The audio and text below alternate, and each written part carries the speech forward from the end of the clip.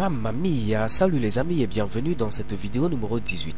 Alors dans cette vidéo, qu'est-ce que nous allons faire? Nous avons créé notre activité dans la vidéo précédente. Nous lui avons également demandé d'utiliser le fameux layout splash qui est présent à ce niveau.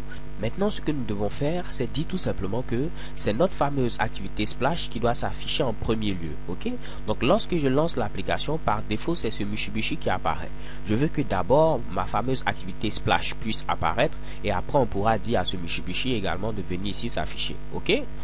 Alors ici, pour pouvoir donner grosso modo l'ordre d'affichage tout simplement de nos différentes activités, on va utiliser ce qu'on appelle le manifeste. Ok? Donc là, vous voyez ici apparaître tout simplement Android Manifest. C'est ce Mitsubishi que nous allons ouvrir. Et je vais venir tout simplement cliquer sur Android Manifest.xml pour voir réellement le code XML qui se trouve derrière ce Mitsubishi. Donc là, rien de bien compliqué. Vous connaissez ce Mitsubishi. Et là, maintenant, nous avons notre fameux code XML.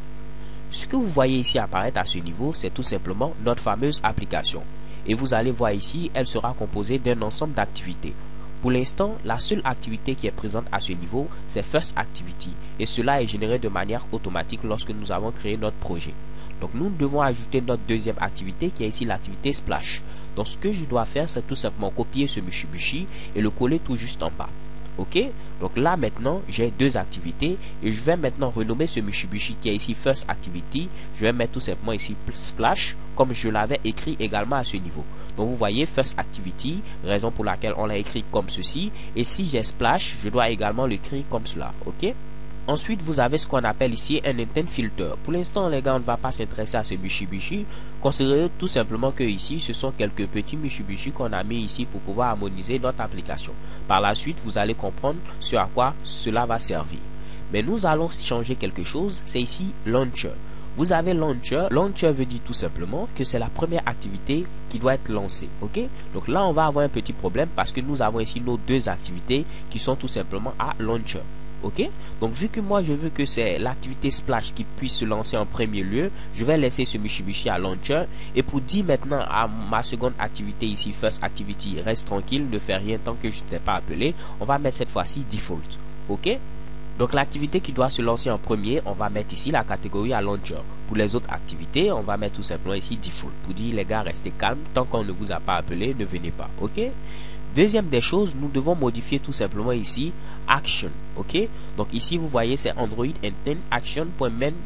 Ceci est dégueulasse. Ok, on va laisser pour l'activité Splash comme ceci. Main pour dire que c'est l'activité principale, donc on ne va rien changer.